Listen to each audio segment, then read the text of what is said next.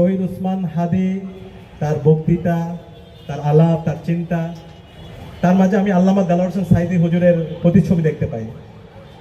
আল্লামা দেলোয়ার হোসেন সাঈদীর বক্তৃতায় তিনি বলেছেন, বিড়ালের মতো 500 বছর বেঁচে থাকার দরকার নাই, সিংহের মতো 1 ঘন্টা বাঁচতে চায়।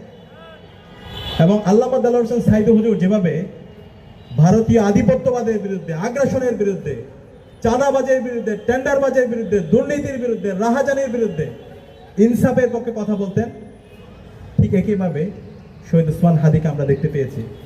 আমি যদি বলি, আমার ছোটবেলা বোঝ হওয়ার পর থেকে আমি যাকে দেখে অনেক পুলকিত হতাম, আমার সোর্স অফ ইন্সপিরেশন ছিল আল্লামা দেলোয়ার হোসেন সাঈদী হুজুর। এবং 13 সালে অসংখ্য আন্দোলন সংগ্রাম হয়েছে, 14 সালে, তখন আমরা প্রতিনিয়ত রাজপথে যেতাম। আল্লামা দেলোয়ার হোসেন সাঈদী হুজুরকে খুনি হাসিনার যেই ভুয়া ট্রাইব্যুনাল আছে, সেই ট্রাইব্যুনালের অবৈধ রায়, সেটাকে আমরা তার কারাগার ভেঙে আল্লামা দেলোয়ার হোসেন সাঈদী হুজুরকে মুক্ত করে আমরা আবার তার তাফসির শুনবো, তার কথাগুলো শুনবো, তার ইনসাফের বাণীগুলো আমরা শুনবো।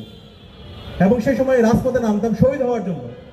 প্রয়োজনে আমরা জীবন উৎসর্গ করবো, কিন্তু আমাদের আল্লামা যেন আমাদের মাঝে ফিরে আসতে পারে। তো আল্লাহ তাআলা আমাদেরকে শহীদ হিসেবে কবুল করেননি। পরবর্তী দীর্ঘ লড়াই হয়েছে, আল্লাহ তাআলা আল্লামা দেলোয়ার হোসেন সাঈদী হুজুরকে নিয়ে গেল। কিন্তু এই যে হুজুরের যে লড়াই, যে সিলসিলা, এই অঞ্চলের মানুষের মুক্তির জন্য যে লড়াই ওনারা রাস্তা দেখে গিয়েছেন, সেই সিলসিলাতে আমরা জুলাই বিপ্লবে দেখতে পেয়েছি।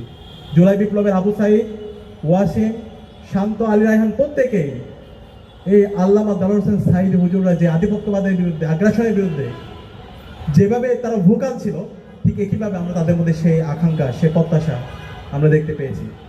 এবং বিপ্লবের পরবর্তী 1.5 বছর জুড়ে শহীদদের যে স্পিরিট, শহীদরা যে ভাষায় কথা বলেছেন, যে জন্য তারা জীবন দিয়েছেন, সে আকাঙ্ক্ষা আমরা শহীদ উসমান হাদির বক্তৃতা, বিবৃতি, তার লেখনের মধ্যে আমরা দেখতে পেয়েছি।